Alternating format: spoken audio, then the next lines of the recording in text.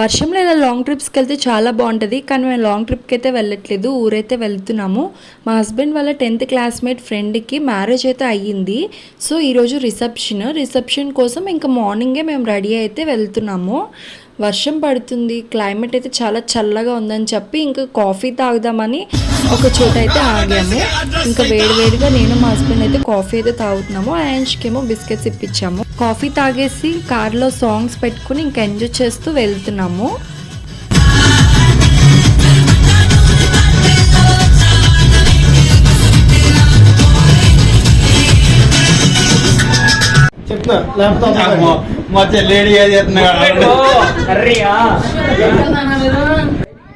ఇంటికి వెళ్ళి రెడీ అయ్యి రిసెప్షన్ దగ్గరికి అయితే వచ్చేసాము. మా హస్బెండ్ వాళ్ళ 10th క్లాస్మేట్ పూర్ణన్నయ్య అని వాళ్ళ ఇంటికి అయితే వచ్చాము. అందరూ కూడా ఇక్కడ గ్యాదర్ అయ్యారు.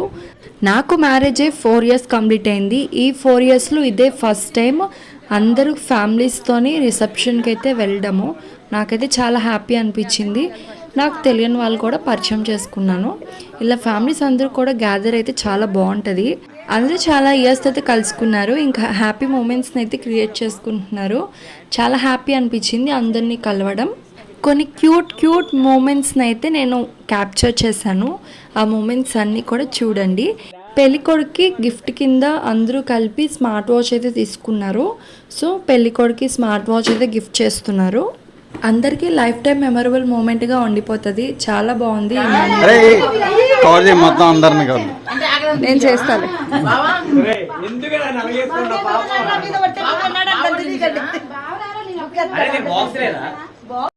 రిసెప్షన్ దగ్గరికి అయితే వెళ్ళిపోయాము. ఫ్రెండ్స్ అందరూ కలిపి వాచ్ని పెళ్ళికొడుకి హ్యాండ్కి అయితే పెడుతున్నారు. ఇంకా పెట్టేసినాక అందరం కూడా గ్రూప్ ఫోటో అయితే దిగాము. తర్వాత సపరేట్గా ఫ్యామిలీస్తోనే దిగాము. ఇంకా వాళ్ళిద్దరికీ కూడా బెస్ట్ విషెస్ చెప్పేసి ఇంకా లంచ్ చేయడానికి అయితే వెళ్ళిపోయాము.